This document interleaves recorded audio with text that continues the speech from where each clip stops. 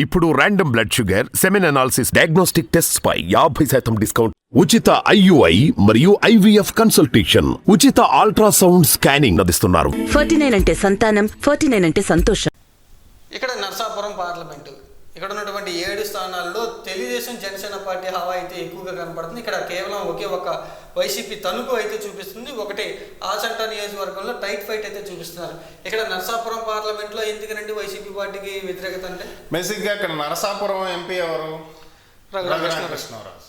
ఆయన గెలిచినప్పటి నుంచి వైసీపీని దుమ్మెత్తిపోస్తున్నాడు. మరి ఆటోమేటిక్గా ఆయన నియోజకవర్గంలో పరిస్థితులు ఎలా ఉంటాయి? ఇలాగే ఉంటాయి.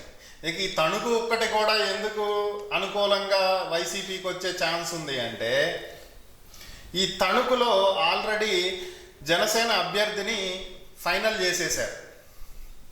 పవన్ కళ్యాణ్ మాట ఇచ్చాడు, ఈసారి నుంచోబెట్టేది నిన్నే, నీకే టికెట్ ఇస్తానని తణుకులో జనసేన అభ్యర్థికి మాట ఇచ్చాడు.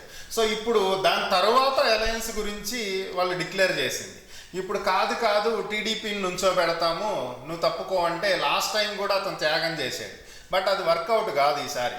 సో కాబట్టి జనసేన అభ్యర్థి నుంచి ఉంటే 100% అక్కడ వైసీపీనే విజయం సాధించేది.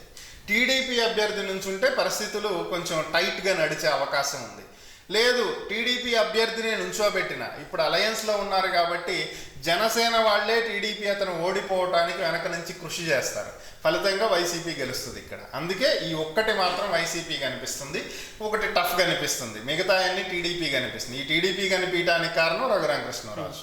అంటే ఢిల్లీలో ఉండి కూడా ఆయన చేయాల్సిన నష్టాన్ని చేస్తున్నాడు సొంత పార్టీ. ఖచ్చితంగా, దాంట్లో డౌట్ ఏముంది? మీ ఇంట్లో వాళ్ళే మిమ్మల్ని రోజు తిడుతుంటే ఎలా ఉంటుంది? సో అదే పరిస్థితి అక్కడ కూడా.